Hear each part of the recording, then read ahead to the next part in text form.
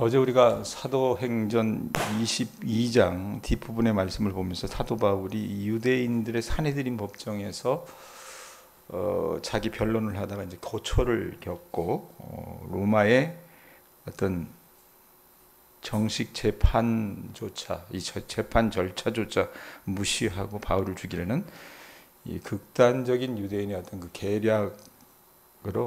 계략으로 인해서 죽을 위기를 맞았던 것을 좀 살펴봤습니다. 이 산헤드린이라고 하는 이 의미가 도대체 뭘까? 이게 뭘까? 이 산헤드린, 그냥 공회, 산헤드린 공회, 뭐 산헤드린 이런 식으로 얘기하는데, 산헤드린이라고 하는 건 이제 고유명사인데요. 공회의 성격을 갖고 있다고 하는데, 로마 제국의 총독부가 인정해주는 유대인 자치구입니다. 이 지금 여러분 유대 땅은 로마의 식민지잖아요. 그렇기 때문에 그들을 로마 사람들이 다스리지만 이 말을 잘 안 듣기 때문에 그들 안에서 이들의 문화도 있고 전통도 있으니까 이들 안에서 유대인들이 자치기구로서 세워나갔던 것이 산헤드린이라고 하는 최고 어떻게 보면 의결기구인데, 인원이 어느 정도 되냐면 우리 국회가 한 300명 정도 되지 않습니까? 이 사람들은 한 71명 정도의 의원으로 구성이 됐답니다. 그런데 이들에게 어떤 권한이 있었냐면 입법권과 사법권, 우리로 얘기하면 국회와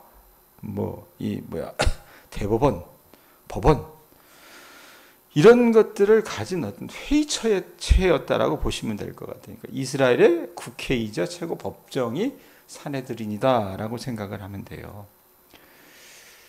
자, 이곳에서 여러분 지금 바울이 재판을 받습니다. 재판을 받는데 이게 정식 재판이지도 않았고, 또 이 재판이 바울이 범죄한 것을 증명할 만한 어떤 증거나 증인도 없고, 또 바울 자신을 변호해 줄 어떤 변호인도 선임이 되지 않는 그런 재판이었습니다. 그러니까 절대적으로 보면 바울에게는 불리한 재판이었다는 얘기입니다.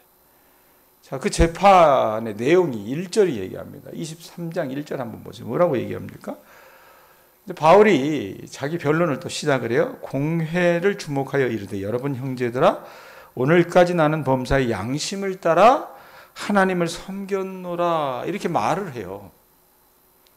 그러니까 이제껏 그 이야기를 쭉 듣고 있었던 그 산헤드린의 우두머리 중에 하나였던 대제사장 아나니아. 이 아나니아라고 하는 이름이 사도행전에 굉장히 많이 나와요. 여기 지금 한 3번째 나오는데 다 다른 사람입니다. 예? 여기 나오는 아나니아는 대제사장인 종교계의 최고 지도자라고 생각을 하시면 돼요. 이 아나니아가 바울 곁에 서 있는 사람에게 바울이 여러분 형제들아 이러면서 오늘까지 나는 범사에 양심을 따라 하나님을 섬겼노라 이렇게 말하니까 뭐라고 얘기하냐면, 야, 저놈의 새끼 저 입 좀 쳐버리라고 그렇게 명령을 합니다. 그런데 여러분, 그 재판 중에 이 변론하는 이 사람의 입을 치는 것은요, 산헤드린의 규정을 어기는 행위입니다. 율법을 어기는 행위였어요. 그런데 그걸 누가 지금 지시를 해요? 대제사장이 지시를 하는 거예요. 바울이 듣고 있다가 여러분 말도 안 되잖아요. 그래서 어떻게 합니까? 이 사람이 아마 이제 그 아나니아가 대제사장인지 몰랐던 것 같아요. 그래서 바울 편에 어떤 반박을 합니다. 그래서 아나니아를 두고 회칠한다며 하나님이 너를 치시리로다 라고 2절에 얘기해요. 네가 율법대로 심판한다고 앉아서 율법을 어기고 나를 치려 하느냐라고 거칠게 응수를 합니다.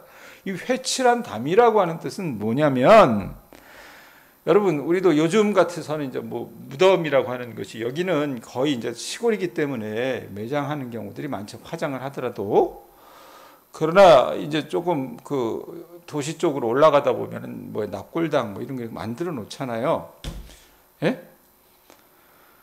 그래서 이제 좋은 대리석으로 이렇게 만들어 놓지만, 이 당시는 2000년 전이었기 때문에 유대인들이 여러분 이 회칠한 담이라고 하는 말은 뜻은 이들이 무덤을 만들 때 무덤의 그 전면을 하얗게 석회로 이렇게 칠을 했던 모양이에요. 보기 좋으라고. 예?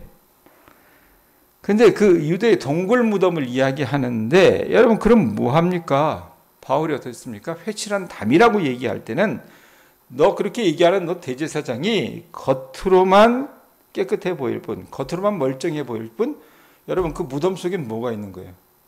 성장 썩은 게 있잖아요. 예?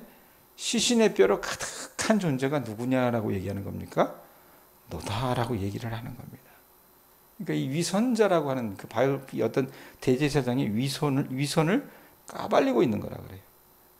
이 사람들이 지금 모여서 신문하려고 하는 바울의 제목 중에서 여러분 바울을 끌고 들어갔었을 때 이름이 정말 나쁜 놈이다라고 얘기했던 게 뭡니까? 22장에 보면 바울이 이 에베소에서 데리고 왔던 사람 중에 하나 헬라인이었는데 이 사람을 어떻게 해요?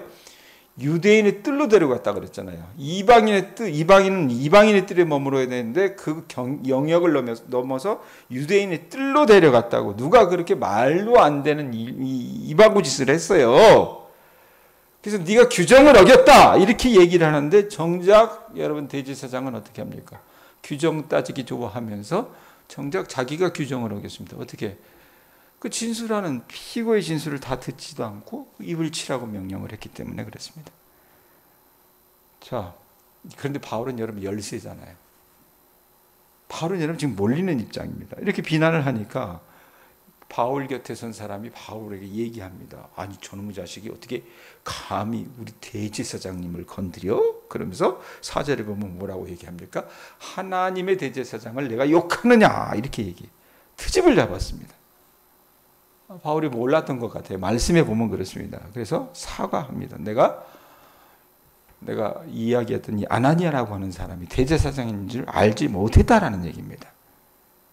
그러면서 말씀을 들어서 바울이 말씀을 인용하면서 자기 잘못을 인정합니다. 이게 이 대제사장과 이 바울이 달랐던 부분들입니다.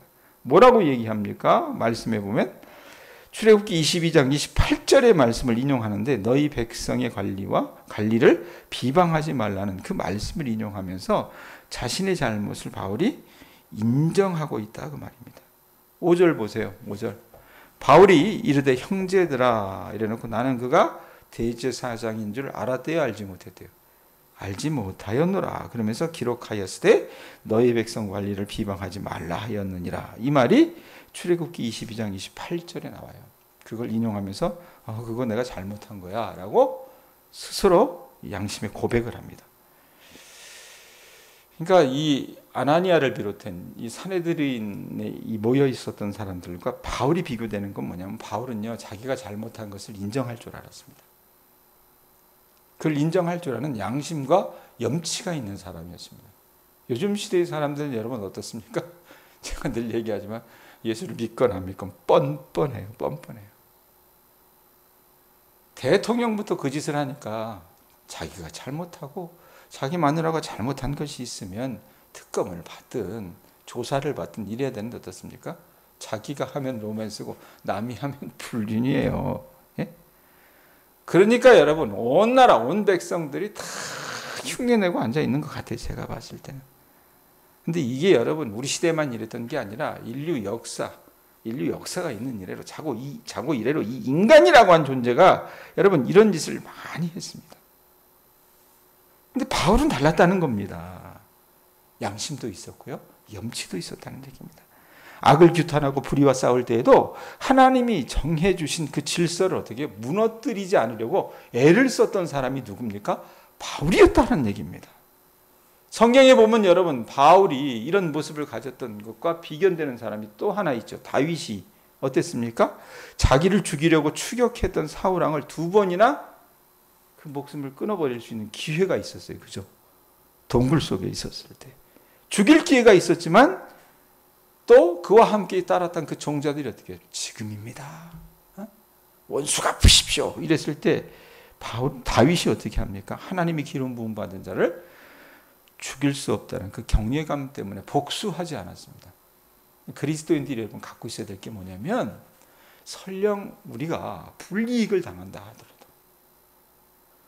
바울이 그러했던 것처럼 다윗이 그러했던 것처럼 이런 양심과 염치를 갖고 있어야 합니다. 여러분들이 그 양심과 염치를 갖고 있을 때 여러분 때문에 여러분 주변에 이 양심의 물들이 맑아진다 그 말입니다. 사회가 정화되는 거예요. 예? 자, 이렇게 사도 바울이 사내들인 공의 앞에서 전혀 두려워하거나 움츠러들지 않을 수 있었던 힘이 그럼 과연 어디에서 나올까? 뭐겠습니까, 여러분? 이 사람이 여러분 양심을 따라 섬겨온 그 하나님이 이렇게 몰리는 순간 가운데서도 이 바울과 함께 하셨기 때문에 여러분 그가 위축되지 않았다는 얘기입니다. 자, 이렇게 간결하고 확신에 넘치는 바울의 변론을 듣고 사내들인 이 공회 다소간이 사람들이 혼란에 빠집니다. 이게 뭐야? 이러면서 막 웅성웅성하면서 막 혼란에 빠져요. 그래서 바울이 이 사내들인이 어떤 구성원으로 구성되어 있는지 누구보다 잘 알았거든요. 대표적인 게 뭐냐면 바리새인과 사두개인이 같이 이들이 구성이 되어 있는 것을 알고 있었기 때문에 이들을 어떻게 분열시키려는 전략을 짭니다. 그게 뭡니까? 6절 보세요. 6절 보면 뭐라고 얘기합니까? 바울이 그중 일부는 뭐라고 얘기합니까? 사두개인이요. 다른 일부는 바리새인인 줄 알고, 이거 우리식으로 얘기하면 뭐예요? 그냥 전라도당, 그 다음에 경상도당 이렇게 섞인 거라고 보시면 돼요. 전라도당하고 경상도당 목사가 미안하지만 대한민국의 이 지방색은요 고려시대 때부터, 그러니까 내가 이 왕건이라고 하는 왕이 참 못돼 처먹은 거예요. 왜 자기 죽음에서 후녀 10조라고 하는 것을 남겨주면서 이 호남 사람들 어떻게 해요? 절대 관직에 등용시키지 말라고. 그러니까 그게 이어져 가지고 현대사에서 보면은 이승만 때부터 박정희 때부터 뭐 전두환 때까지 지금까지도요. 정권이 바뀌면 어떻게 합니까? 그냥 홀대했던 게 이 남도 사람들이라 그 말입니다. 그러니까 어떻게 해요? 당하는 입장에서 감정이 상하죠. 그래서 남도 사람들이 여러분 저 영남 사람들 좋게 안 봅니다. 그렇듯이 이 바리새인과 사두개인이 어때요? 서로 으르렁대는 존재였다 그 말입니다. 예? 한번 보세요. 그중 일부는 사두개인이요, 다른 일부는 바리새인인 줄 알고, 이거 알고 있었어요. 그래서 공회에서 외쳐 이르되 6절이에요. 여러분 형제들아 그래놓고 나가 누구예요? 나 바울은 누구라고 얘기합니까? 바리새인이요, 또 바리새인의 아들이라 죽은 자의 소망 곧 부활로 말미암아 내가 지금 신문받고 있다라고 얘기합니다. 권사님, 여러분 바리새인들은요 부활과 영생을 믿었습니다. 부활과 영생을 믿었지만 사두개인들은 부활을 믿지 않았어요. 그렇기 때문에 서로 여러분 만날 때마다 어떻게 해요? 으르렁거렸던 거예요. 으르렁. 그냥 어떤 공동의 이익이 있기 때문에 그들이 함께 그 공회에 있긴 했었지만 서로 싫어했었습니다. 그걸 알았기 때문에 어떻게 합니까? 바울이 이 부분을 어떻게 해요? 꼬집은 겁니다. 바울은요 예수의 부활을 믿고 부활하신 그 예수님께 주신 이방 선교의 사명을 받았다고 그렇게 주장한다는 그 이유로 동족 유대인에게 온갖 박해와 지금 고초를 겪고 있다라고 바울이 얘기하는 거예요. 자, 그런데 여러분 팔이 안으로 굽는다고 왜 그러잖아요. 경상도 사람들 늘 하는 말이, 만약에 제 설교를 지금 누가 인터넷으로 듣는 가운데 경상도 사람이 있다면 정말 기분 나빠할 수 있는데, 저 경상도 사람 좋아해요. 근데 그 경상도 사람들 여러분 하는 그 지방색 중에 대표적인 말이 뭡니까? 우리가 남이가 이 표현하잖아요. 뭐 전라도 사람도 그래요. 근데 바울이 바리새인이래. 그러니까 바리새인이 어떻습니까? 저놈이 바리새인이고 저놈 아버지가 바리새인이래. 그리고 저놈이 부활에 대해서 이렇게 얘기를 하니까 여러분 바리새인이 어떻습니까? 사두개인과 별로 좋지 않다 그랬잖아요. 앙금이 있었다 그랬잖아요. 그러니까 막 태격하다가 무리가 어떻게 둘로 나눠져 버립니다. 왜냐하면 8절 보세요. 왜 나눠질 수밖에 없었느냐? 8절이 얘기합니다. 이는 이래놓고 뭐라고 얘기해요? 읽어보세요. 읽습니다. 시작. 이는 사두개인은 부활도 없고 천사도 없고 영도 없다 하고 바리새인은 뭐래요? 다 있다 합니다. 자, 사두개파 사람들은 뭐라고 얘기하는 겁니까? 부활이 있대요, 없대요? 없어요. 그 다음에 천사도 없고 영도 없다. 이것이 이들이 여러분 그들의 율법을 보는 관점이었습니다. 그런데 바리새파는 어떤 사람들이었어요?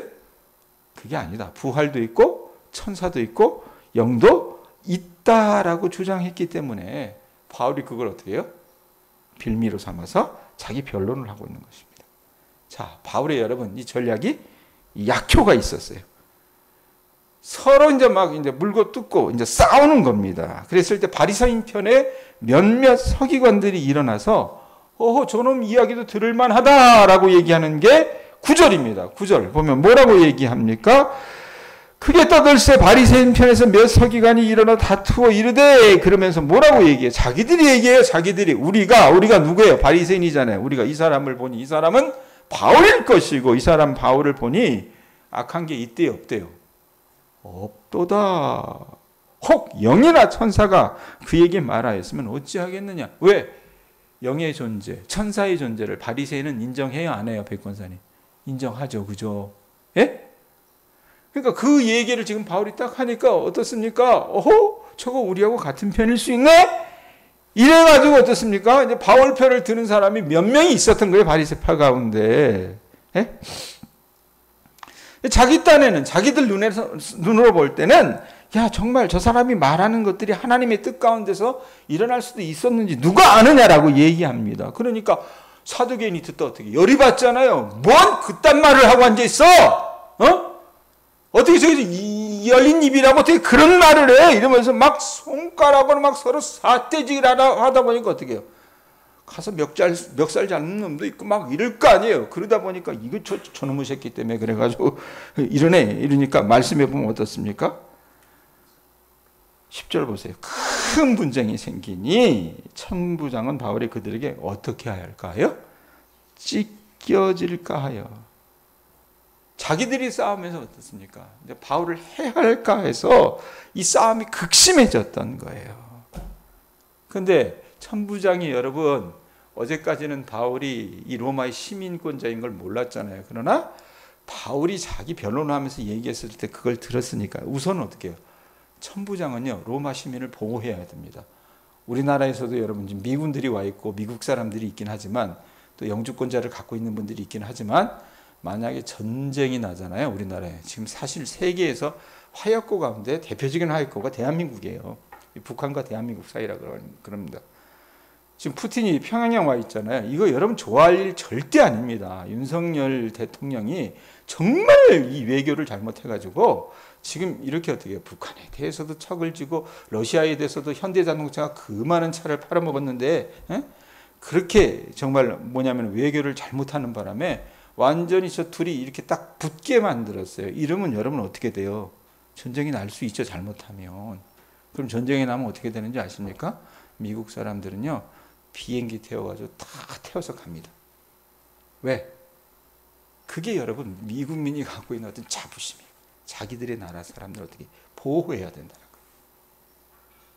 천부장도 여러분 바울이 로마 시민인 걸 알았기 때문에 어떻게 합니까? 우선 그 사람의 생명을 보호해야 되는 거예요.